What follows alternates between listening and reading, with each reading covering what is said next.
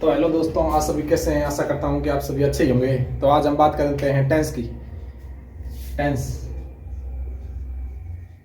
Tense को हिंदी में क्या कहते हैं? काल। काल कितने प्रकार के होते हैं? तीन। कितने प्रकार के होते हैं? तीन। कौन कौन से? पहला कौन सा होता है? Present tense. दूसरा कौन सा होता है? Past tense. तीसरा कौन सा होता है? फ्यूचर। ठीक है। इन तीनों के कितने होते हैं? चार चार रूप होते हैं। पहला कौन सा होता है? Indefinite tense. दूसरा कौन सा होता है? कंटिन्यूस। तीसरा कौन सा होता है? परफेक्ट।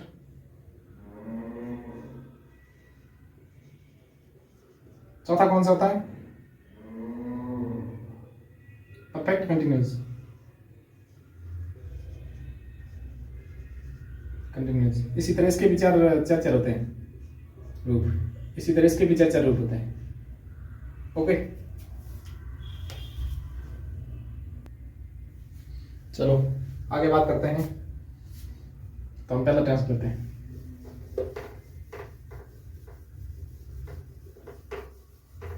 तो हम पहले टेंस की बात करते हैं। प्रेजेंट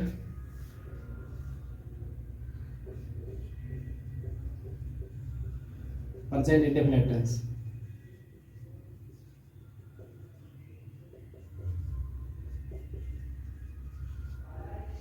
इसकी पहचान कैसे होती है? हिंदी वाक्यों के अंदर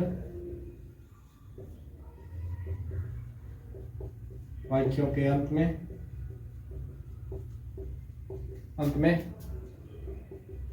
ता है, ती है, ते हैं आए हो। तो कौन सा टेंस होता है? Present indefinite tense. इसके सूत्र क्या होता है? अंग्रेजी वाक्य बनाने का सूत्र क्या होता है? सबसे पहले सब्जेक्ट, उसके बाद में वर्ब की फर्स्ट फॉर्म के साथ एस या एस। ठीक है।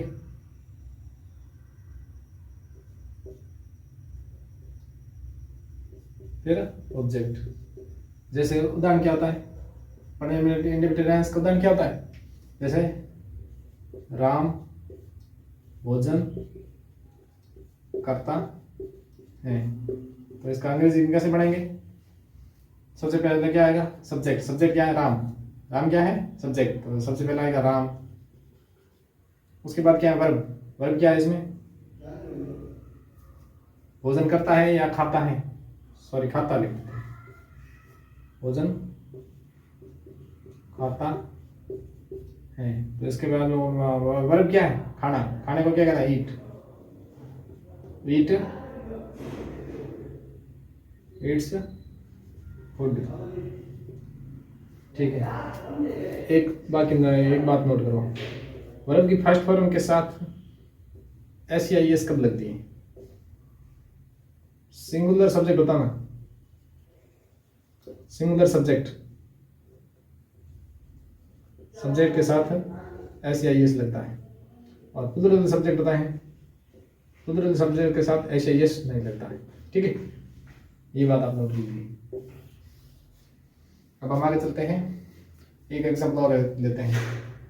मोहन पत्र लिखता है। इसका अंग्रेजी में क्या होगा? Mohan write a letter. इसमें मोहन क्या है? सब्जेक्ट। तो अपन लिख दिया सब्जेक्ट। मोहन सब्जेक्ट है। सबसे पहले मोहन क्या है? सब्जेक्ट है, तो सब्जेक्ट लिख दिया। फिर क्या है? वर्ब की फर्स्ट फॉर्म राइट। लिखने को क्या कहते हैं? राइट। ये वर्ब क्या है? लिखना। तो इसको राइट्स, सॉरी राइट्स आएगा, राइट्स। और ऑब्जेक्ट क्या है? ये ऑब्जेक्ट है। ये ऑब्जेक्ट, ये वर्ब की फर्स्ट फॉर्म के साथ है एस, ये है सब्जेक्ट। ठीक है, इतनी बात समझ गए होंगे। हमारा अपना आगे चलते हैं। इसका अपन नेगेटिव देखते हैं। ठीक है,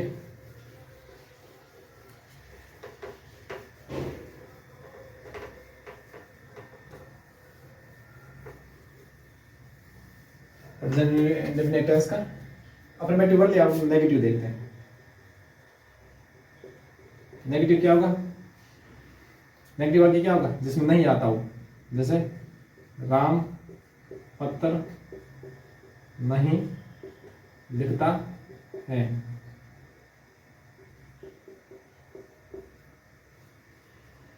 ठीक है, एक मिनट, नेगेटिव वाक्य में सबसे पहले अपन वो देखते हैं, क्या नाम, सूत्र, हिंदी सूत्र क्या होता है, सब्जेक्ट फिर एलपी वर्ब आएगी, नेगेटिव वाक्य के अंदर एलपी वर्ब आएगी, क्या आएगी, डू और डज, फिर नॉट, फिर वर्ब की फर्स्ट फॉर्म, फिर ऑब्जेक्ट। ठीक है, अब उदाहरण देखते हैं, राम पत्र नहीं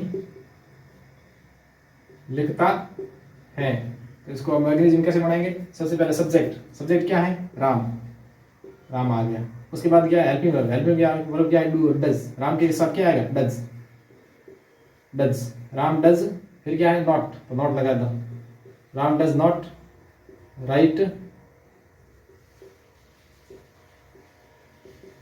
राइट ए लेटर। ठीक है, अब आप देखते हैं कि डू और डज किसके साथ आएगा, ये क्वेश्चन बना कर नोट कर लीजिए, डू किसके साथ आएगा, प्लूरल सब्जेक्ट के साथ,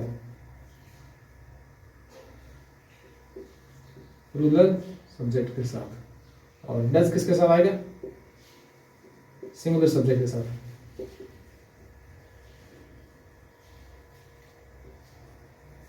ठीक है, तो राम क्या है, सिंगुलर सब्जेक्ट, इसलिए इसके साथ क्या आएगा, डज। अब इसको देखते हैं इंट्रीगेटिव,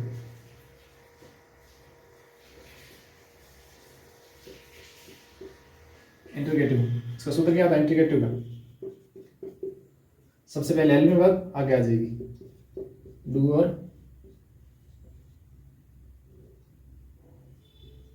डज, फिर